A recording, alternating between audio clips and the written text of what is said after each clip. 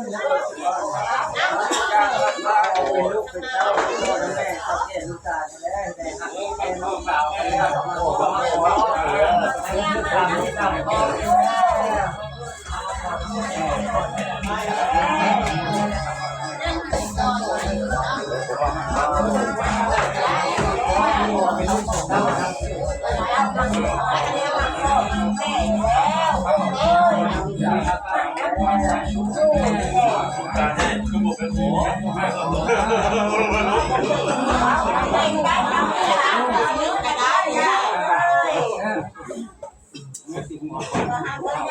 มันบกเป็นหัวเป็นไปไหนหรอ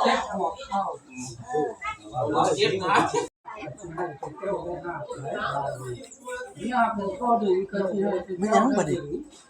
ก็ดองให้เลยเจ๊นี่ก็ดีเนาะคือนี่เขาบ้าเอาไปจับอันนี้สักก็ต้องก็แล่นเราอยากใส่ตัดดอกเนาะดอกมันวิ่งแล้วมันใส่ก็แล้วใช่ชาวร้านชาวโบดอกลงอีกดองกับดองคุยกัน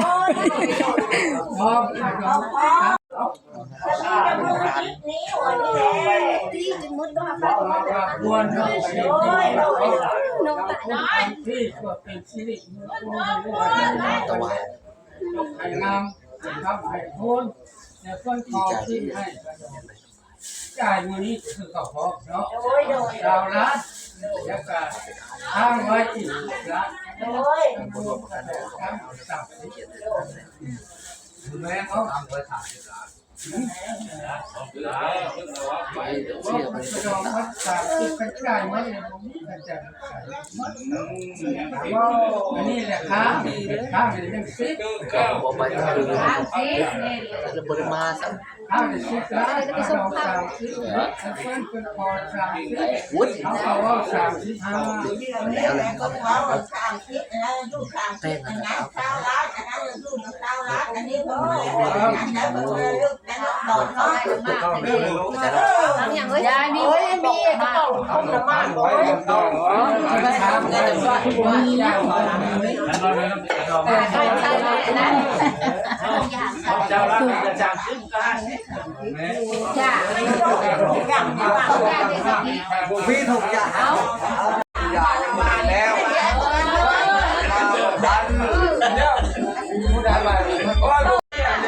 เขาเอิ้นเงินนี่อย่างก่อนเงินลุงตาไม่ได้มันยังก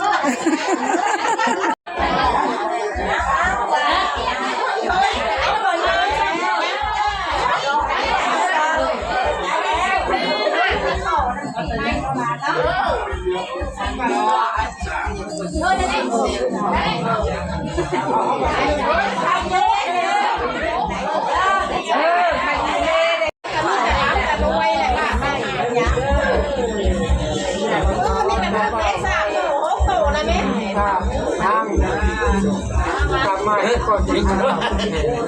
ได้มันนั่นแหละตาเราขาวช้ำได้ช้ำนี่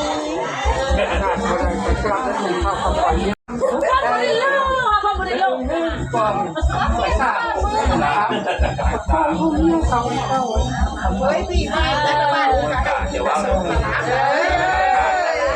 วเดียวเลย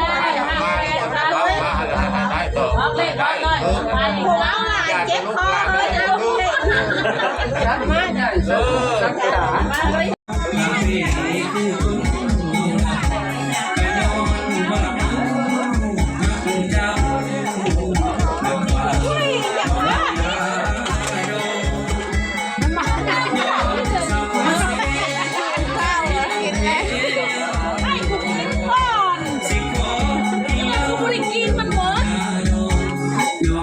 สาวเป้กินได้ไหมยังไม่ยากอ่ะ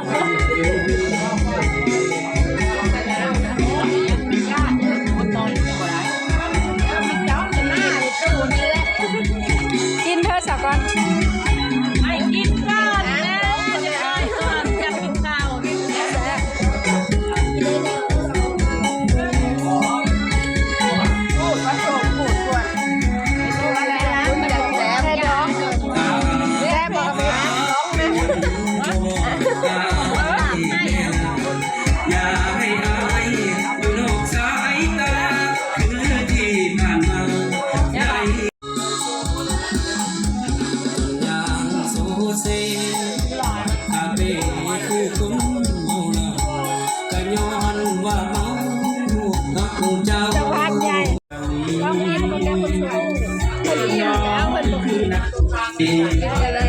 นยันหุ่นพอดีแต่แม่แต่กูบ้าพบมันยังโคกอย่าซิมบนแม่กันหน่อยไปเล่นมาเล่นมีงานจะเป็นงานแต่ไปได้อยู่ไปได้อยู่มันต้องขึ้นกันอีก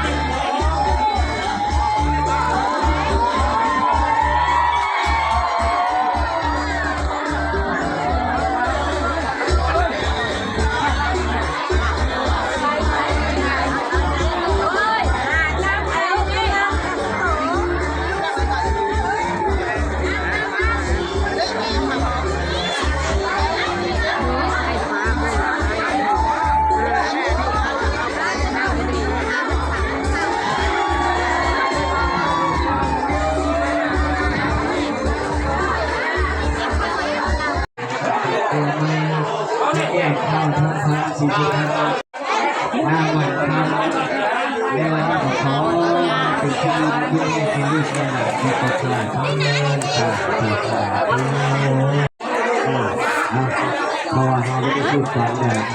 เราแต่งงานแต่สาธุสาธุไม่ได้กลับเป็นมือสั่นวันดีมือผีวันเกิดพอปอบวันน้ำมือพ่อแม่ทั้งเจ้าลูกหลานเจ้าโคตรลูกตาทั้งสองกันสองไพรได้มาผู้ขังตั้งแต่ให้เจ้าทั้งสองแล้วเท่าพันในงานนั้น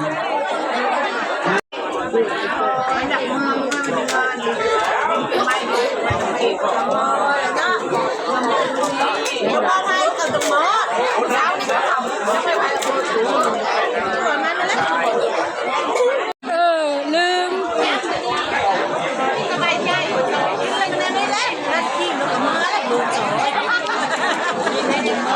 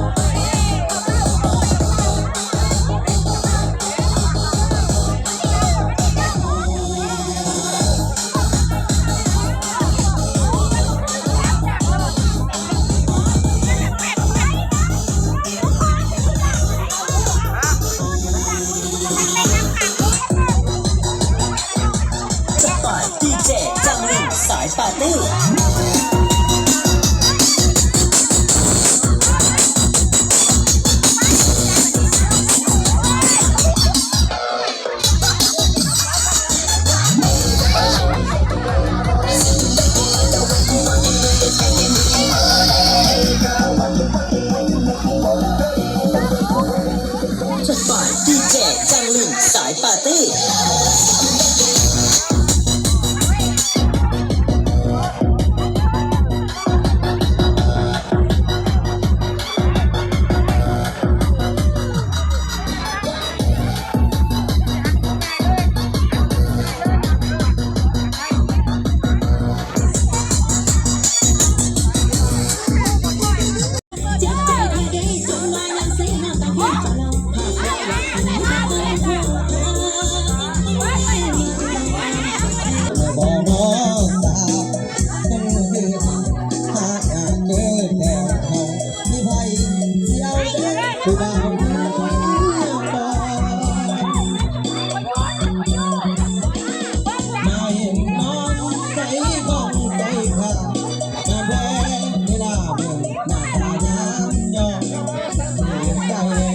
ใจเพราะว่ามีเมียบอก